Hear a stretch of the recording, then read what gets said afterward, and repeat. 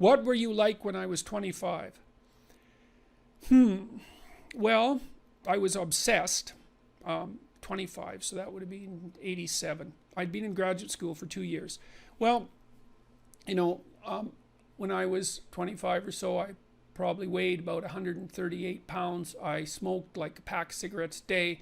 I drank tremendous amount of alcohol. I was from northern Alberta, this rough little town up in northern Alberta called Fairview, and you know, there were long winters there, and my friends were heavy drinkers, and most of them dropped out of school by the time they were 15 or 16, went off to work on the oil rigs, and you know, it was a rough town, and we drank a lot. And I started when I was 14, and you know, and so I had a lot of bad habits, let's say, and things that were, and I wasn't in great shape physically, and I was also still intellectually obsessed by, as I am now, and so that would have been in 85. But I decided around then, about 85, 84, something like that, maybe a little earlier, that I was really going to try to get my act together, and so I started doing that.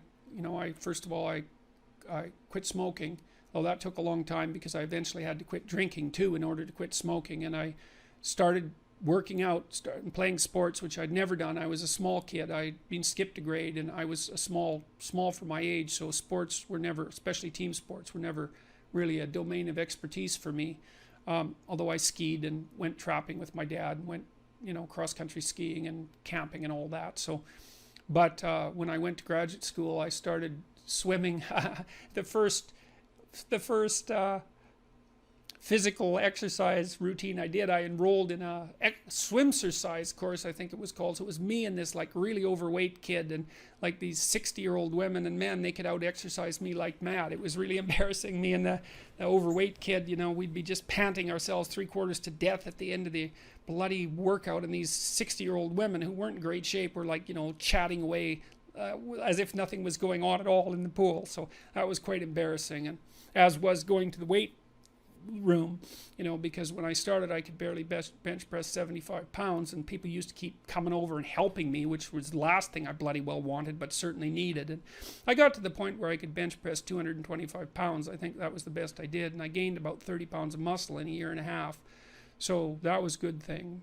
So like I was kind of a wild man, and you know, I'm a little bit manic in my temperament, and so you know, I was kind of going every direction at the same time. So, and you know, I don't regret that. I had a fine time when I was a kid, but I needed really to get disciplined, and I had to do it because I was working on these hard problems that, you know, that I've been discussing with all of you, and I've been working on them really, you know, obsessively since I was probably about 18, maybe even earlier than that, and got to the point around 25 when I was in graduate school trying to get my PhD, so doing all my research. Like I published 15 papers by the time I graduated with my PhD, which was I think by a fairly large measure the most papers that any graduate student at that time had ever published at McGill. I think that's right. It might have been twice as many, or maybe twice as many, maybe even 3 times as many. And at the same time I wrote Maps of Meaning, which was a terribly difficult thing to do, because I was writing about 3 hours a day doing that, and I couldn't do all that and continue with my misbehavior, you know, my sort of what would you say, my hedonistic my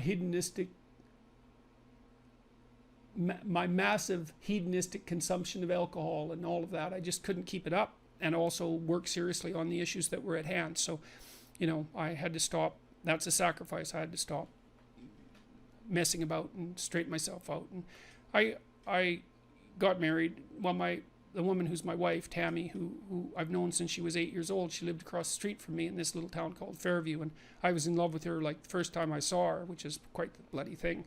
So that's worked out pretty well for me. But she came to live with me about the same time, and you know, we decided jointly to get our act together, and we swore that we'd tell each other the truth, which I think she's actually done better than me. Like I don't think she's lied to me ever in our entire marriage, which is unbelievable, you know, and it's been so useful because I can really tell her things and we can really talk. So I tell you, if you want to have a good relationship, man, you embed it in the truth, because if you don't embed it in the truth, you don't have a relationship. It's just lies. It's a tissue of lies, and it will dissolve in the chaos as soon as a crisis comes along. So the truth is a terrible thing, but not compared to falsehood.